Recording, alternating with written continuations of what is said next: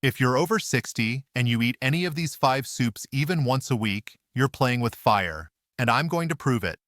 In the next several minutes, I'll show you what industry insiders have revealed about how certain soup products may contribute to hypertension, yet this information often remains buried in complex labels.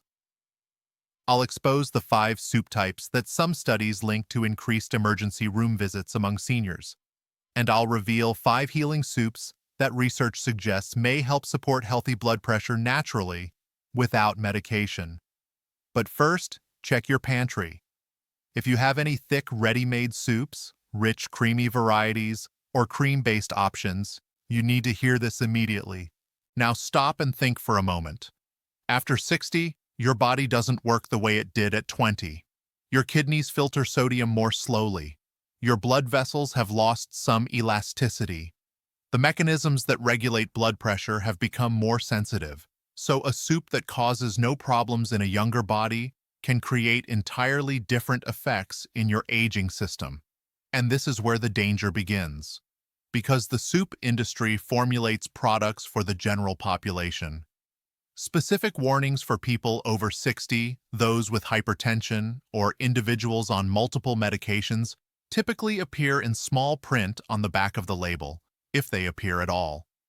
Some industry reports have emerged, and they reveal uncomfortable truths. Internal testing conducted by manufacturers showed that certain soup types could significantly raise blood pressure in older consumers. Yet these findings were not always fully shared with the public. Instead, labels use technical phrases like 50% of daily sodium to convey information. But what does this mean? With one bowl of soup, you've consumed half your daily salt limit in a single sitting. For a senior, this ratio is far more dangerous because kidneys cannot eliminate the excess sodium efficiently, blood vessels react immediately, and blood pressure can spike within hours. Let me walk you through the 5 soup types that deserve your attention. These are the most common varieties found in kitchens, seemingly innocent but carrying serious risks for those over 60. First, we need to talk about cream-based soups. Their smooth texture and satisfying taste make them very appealing, but the picture changes when you examine the ingredients. Most creamy soups don't just contain high sodium. They also harbor trans fats, hydrogenated oils, and artificial thickeners. When these components combine in an aging body, arterial stiffness increases, inflammation gets triggered, and blood pressure can show sudden elevations. One observational study found that older individuals consuming cream-based soups experienced an average increase of 12 to 15 points in systolic blood pressure within just a few hours. While this may seem like a temporary spike, with chronic consumption, the risk of lasting damage accumulates.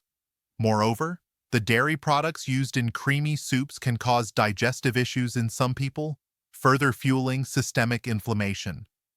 The second risk group includes thick, hearty meat-based ready-made soups. These are often marketed as filling and energizing, and they do deliver on that promise. But there's a hidden cost. These soups typically contain processed meats like sausage, bacon bits, or cured beef.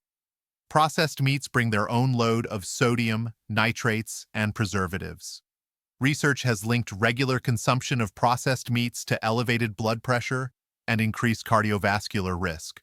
When you combine processed meat with the already high sodium content of the soup base, you're creating a perfect storm for hypertension. Some seniors have reported feeling bloated, experiencing headaches, or noticing swelling in their ankles after eating these soups. These aren't random symptoms, they're your body's way of signaling sodium overload. Third on the list are noodle-based instant soups. They're convenient, quick to prepare, and seem harmless. But convenience comes at a price. Instant soup packets often contain flavor enhancers like monosodium glutamate and other additives that can affect blood pressure regulation. The noodles themselves are usually refined carbohydrates that cause blood sugar to spike, and for seniors with insulin sensitivity issues, this creates a cascade effect. Elevated blood sugar can lead to increased blood pressure, creating a vicious cycle. Additionally, The dehydrated vegetables in these soups have lost most of their nutritional value, so you're essentially consuming empty calories loaded with sodium and additives. A bowl may seem light, but its impact on your cardiovascular system is anything but. The fourth category involves canned vegetable soups with high sodium content. Now, you might think vegetable soup sounds healthy, and in principle it should be. But many canned versions are loaded with salt to enhance flavor and extend shelf life. A single serving can contain 800 to 1200 milligrams of sodium, sometimes even more. For someone over 60, especially if you're already managing blood pressure issues, this amount can push you over the edge. The vegetables themselves may provide some nutrients, but the excessive sodium negates much of the benefit. Some people mistakenly believe that because it's vegetable-based, they can eat larger portions. This only compounds the problem. Fifth, and perhaps most surprisingly, are so-called low-fat or diet soups. These products are marketed as healthier alternatives, but they often compensate for reduced fat content by adding extra sodium and sugar. Manufacturers know that fat carries flavor, so when they remove it, they need to replace that taste somehow. The result is a product that may be lower in calories, but significantly higher in components that affect blood pressure. Some of these soups also contain artificial sweeteners or sugar alcohols, which can cause digestive discomfort in older adults. The term diet or low fat on the label doesn't automatically mean it's safe for someone with hypertension concerns. Now, before you panic and throw out every soup in your house, let me shift gears. Not all soups are dangerous. In fact, certain types can actively support healthy blood pressure levels. These are soups you can make at home or occasionally find in stores if you read labels carefully. Let me introduce you to 5 healing soup options that research suggests may help lower blood pressure naturally. First, let's talk about homemade vegetable broth-based soups with no added salt. When you make soup from scratch using fresh vegetables like celery, carrots, tomatoes, and leafy greens, you're getting natural potassium, magnesium, and fiber. These nutrients work together to support healthy blood pressure. Potassium, in particular, helps balance sodium levels in your body. Studies have shown that diets rich in potassium can contribute to modest reductions in blood pressure. The key is to avoid adding salt during cooking. Instead, use herbs like basil, oregano, thyme, and garlic. Garlic, by the way, has been studied for its potential cardiovascular benefits, with some research suggesting it may help relax blood vessels. Second, consider beet-based soups. Beets contain natural nitrates, which your body converts into nitric oxide. Nitric oxide helps dilate blood vessels, improving blood flow, and potentially lowering blood pressure. Several small studies have found that drinking beet juice or consuming beets regularly may lead to reductions in systolic blood pressure. A beet soup made with onions, carrots, and a touch of lemon can be both delicious and beneficial. Some people find the earthy taste of beets unusual at first, but when combined with other vegetables and seasonings, it becomes quite pleasant. Third, lentil or bean-based soups offer another excellent option. Legumes are rich in fiber, protein, and minerals, like potassium and magnesium. They also have a low glycemic index, meaning they don't cause rapid blood sugar spikes. This is important because stable blood sugar helps maintain stable blood pressure. A simple lentil soup with tomatoes, cumin, and turmeric can be incredibly satisfying. Turmeric, incidentally, has anti-inflammatory properties that some researchers believe may support cardiovascular health. When you eat legume-based soups, you're not only nourishing your body but also supporting your digestive health, which is often compromised in older adults. Fourth, consider miso soup prepared with low-sodium miso paste. Traditional miso is fermented soybean paste, and while it does contain sodium, the fermentation process creates beneficial probiotics. Some studies suggest that fermented foods may have a different effect on blood pressure compared to regular salt. The key is to use a reduced sodium version and not add extra salt. You can enhance miso soup with tofu, seaweed, and green onions. Seaweed contains minerals like potassium and magnesium, which support healthy blood pressure. Some seniors find that miso soup aids digestion and provides a comforting, warm meal that's easy on the stomach. Finally, tomato-based soups made from fresh tomatoes can be a wonderful choice. Tomatoes are rich in lycopene, potassium, and vitamin C. Some research has explored the relationship between lycopene intake and cardiovascular health, with findings suggesting potential benefits. A homemade tomato soup with onions, garlic, and a drizzle of olive oil can be both nutritious and satisfying. Olive oil adds healthy monounsaturated fats, which some studies associate with better heart health. The combination creates a meal that's flavorful without relying on excessive salt. Now, you might be wondering how to transition from the soups you're currently eating to these healthier options. It doesn't have to be an overnight change. Start by reducing your consumption of high-sodium ready-made soups. Maybe cut back from 3 times a week to once a week, then once every 2 weeks. Meanwhile, experiment with making one homemade soup per week. It doesn't have to be complicated. A simple vegetable soup with whatever fresh produce you have on hand can be prepared in under an hour. If cooking feels overwhelming, consider batch cooking. Make a large pot of soup and freeze individual portions. This way, you have healthy options ready when you need them. When shopping for soups, if you must buy ready-made versions, become a label detective. Look for options with less than 300 milligrams of sodium per serving.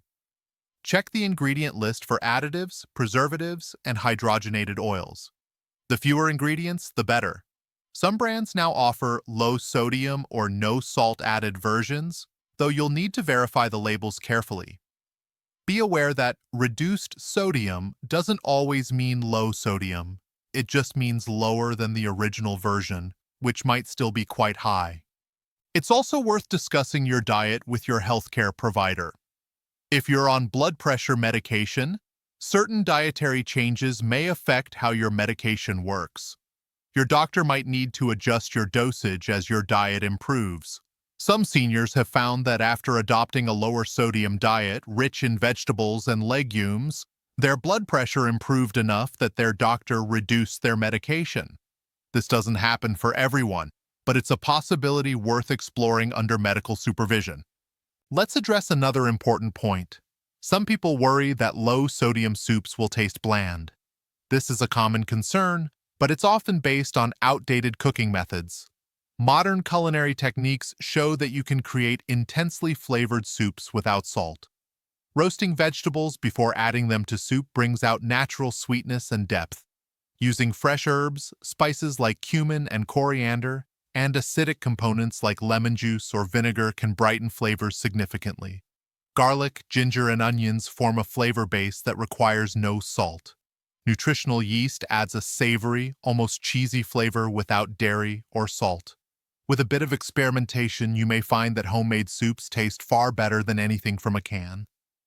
If you're concerned about the time investment, consider using a slow cooker or pressure cooker. These appliances make soup preparation nearly effortless. You can toss ingredients in the morning and return home to a ready meal. Pressure cookers, in particular, reduce cooking time dramatically, turning dried beans into tender soup components in under an hour.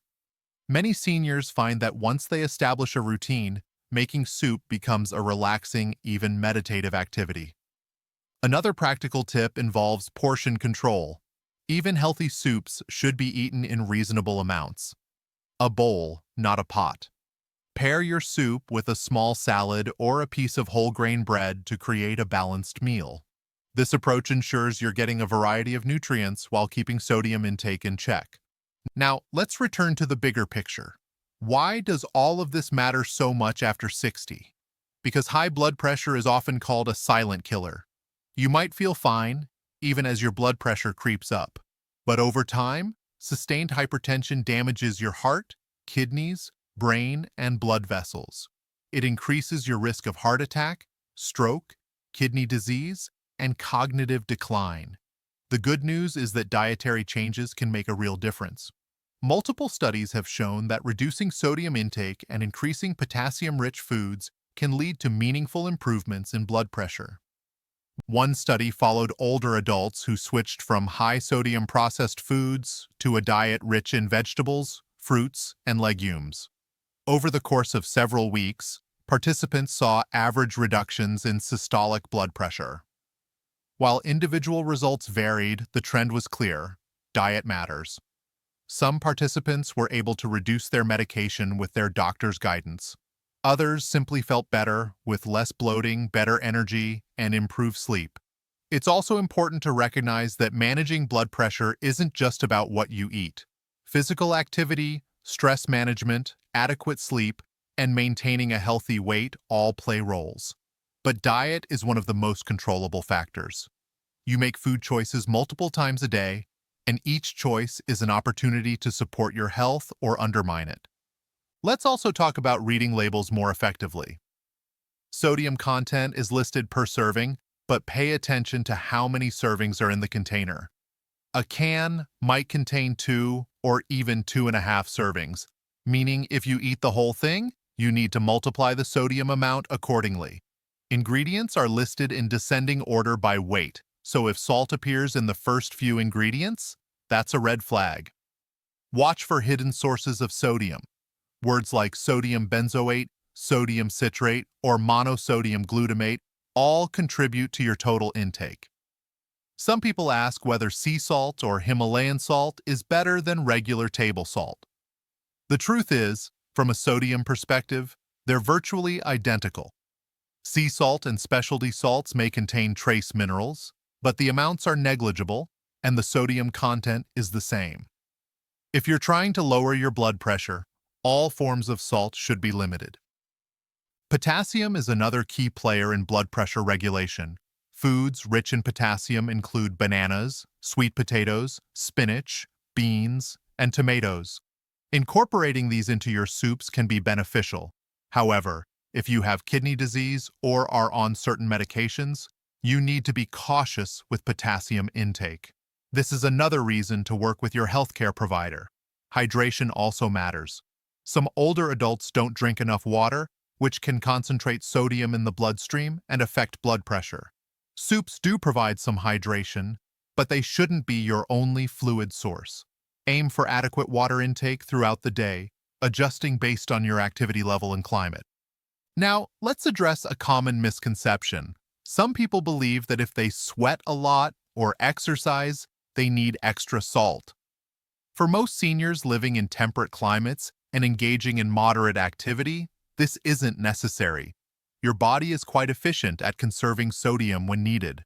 Unless you're engaging in intense, prolonged exercise in hot conditions, you're probably getting more than enough sodium from your regular diet, even without adding salt. Another question that comes up is whether organic or natural soups are safer. Organic refers to how ingredients are grown, not to sodium content. A soup can be organic and still contain excessive salt. Always check the nutrition label, regardless of whether the product is labeled organic, natural, or conventional. For those who enjoy dining out, restaurant soups can be particularly problematic. Chefs often add generous amounts of salt to enhance flavor, and portion sizes tend to be large. If you eat out, consider ordering soup as an appetizer and sharing it, or ask if a low-sodium option is available. Don't hesitate to request nutritional information. Many restaurants now provide this. As we wrap up, remember that knowledge is power. Understanding which soups to avoid and which to embrace puts you in control of your health. You don't have to be perfect. If you occasionally have a higher sodium soup, it's not the end of the world. The key is making better choices most of the time.